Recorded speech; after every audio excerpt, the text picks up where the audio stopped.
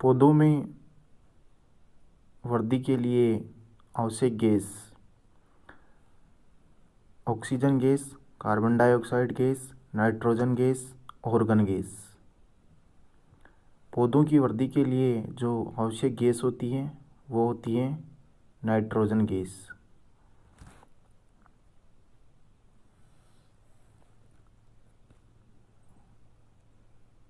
द्वीपीय महाद्वीप कहा जाता है?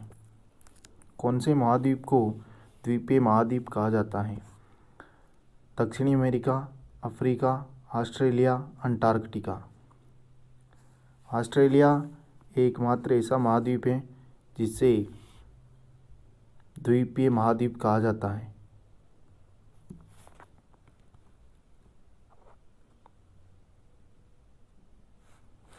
वायुमंडल कितनी ऊंचाई तक फैला हुआ है? वायुमंडल कितनी ऊंचाई तक फैला हुआ है? 1600 किलोमीटर, 1200 किलोमीटर, 1900 किलोमीटर, 1500 किलोमीटर।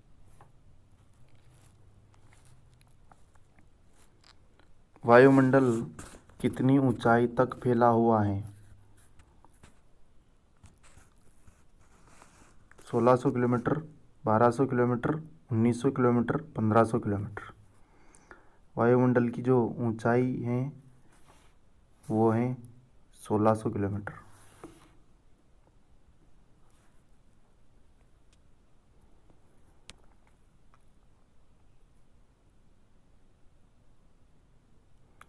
भारतीय पर्वतारोही बचेंद्री पाल ने माउंट एवरेस्ट पर अपना कदम रखा था 23 मई 1984, 25 मई 1984, 23 अगस्त 1996, 16 अप्रैल 1984। इसका जो सही आंसर होगा वो है 23 मई 1984।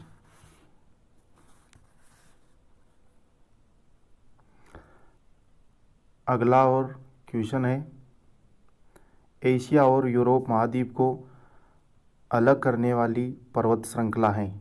एंडीज पर्वत श्रृंखला, हिमालय पर्वत श्रृंखला, यूरोल पर्वत, आल्प्स पर्वत। एशिया और यूरोप को अलग करने वाली पर्वत श्रृंखला है, उसका नाम है यूरोल पर्वत। यूरोल पर्वत। दोस्तों, अगर आप मेरे इस चैनल पर नए हो तो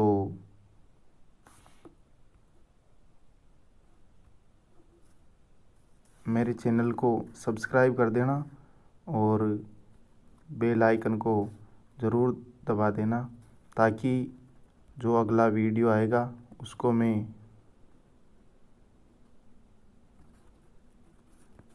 आप तक पहुंचा सकूं और उसकी सूचना आपको मिलती रहे। दोस्तों, अगला जो क्वेश्चन है वो है, एकमात्र महाद्वीप जिससे होकर कर्क रेखा, मकर रेखा और विषुवत रेखा गुजरती हैं? दक्षिणी अमेरिका, एशिया, ऑस्ट्रेलिया, अफ्रीका। एकमात्र ऐसा महाद्वीप जिससे होकर के कर्क रेखा, मकर रेखा और विषुवत रेखा गुजरती हैं वो एकमात्र महाद्वीप है अफ्रीका महाद्वीप। अफ्रीका एकमात्र ऐसा महाद्वीप है जिससे होकर के तीनों रेखाएं गुजरती हैं।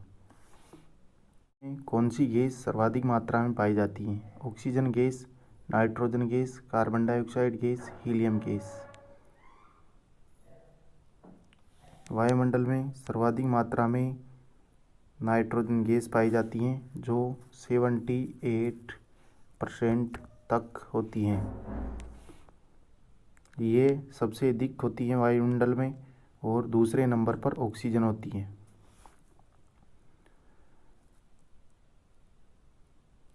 राज्यों में भारत में राज्यों का निर्माण मुख्यतः किसके आधार पर हुआ है?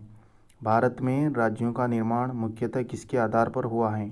जनसंख्या के आधार पर, जलवायु के आधार पर, भाषाओं के आधार पर, आय के आधार पर। भारत में राज्यों का जो निर्माण हुआ है वो मुख्यतः भाषाओं के आधार पर हुआ है, बाकी जो हैं उनके आधार पर नहीं हुआ है, भाषाओं के आधार पर हुआ है। पाक जल संधि किन दो देशों के बीच स्थित है? पाक जल संधि किन दो देशों के बीच स्थित है? श्रीलंका, मालदीव, भारत श्रीलंका, भारत मालदीव, म्यांमार, भारत। ये जो पाक जल संधि है वो भारत और श्रीलंका के बीच में है,